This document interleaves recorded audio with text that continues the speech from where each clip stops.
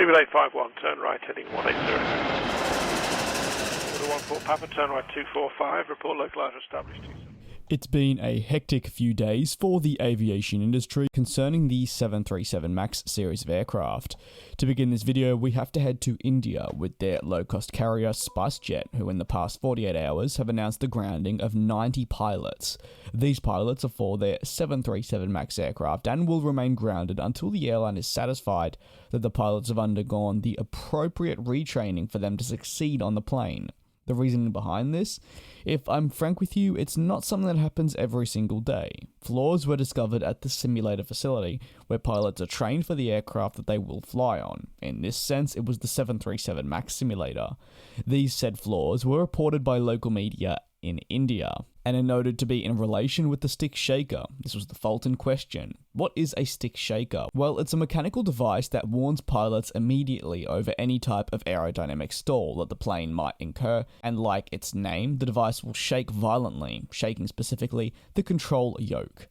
Boeing does own the facility where the pilots are trained for the 737 MAX. It was actually opened only a handful of years ago, in the first year of this decade being 2020, and it's a location that was earmarked by the American aircraft manufacturer themselves to train pilots for the 737 MAX.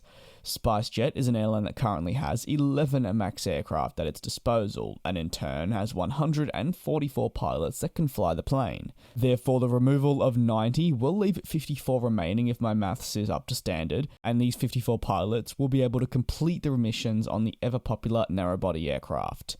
Many tasks, though, still need to be undertaken at the simulator before these 90 pilots can be reapproved to fly the MAX. The tasks also involve being approved by the DGCA, the India Directorate General of Civil Aviation, and their governing regulatory body, which are similar to the EASA or the FAA in Europe and the United States respectively. But of course, this is for the Indian aviation sector.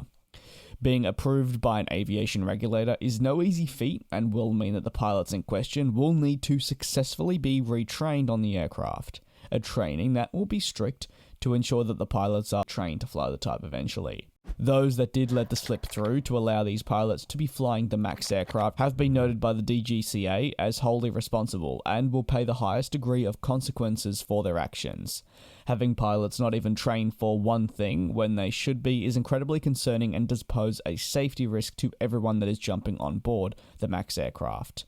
It was exceedingly worse, of course, though, for it to slip through with 90 pilots not being trained due to a fault in the simulator.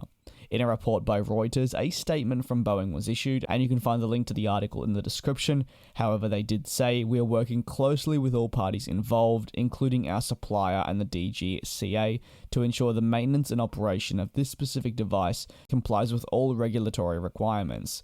We are committed to ensuring customers receive high-quality simulation experiences in accordance with all the regulations." Now, what are your thoughts on the grounding of 90 pilots for the 737 MAX at India's low-cost carrier, SpiceJet?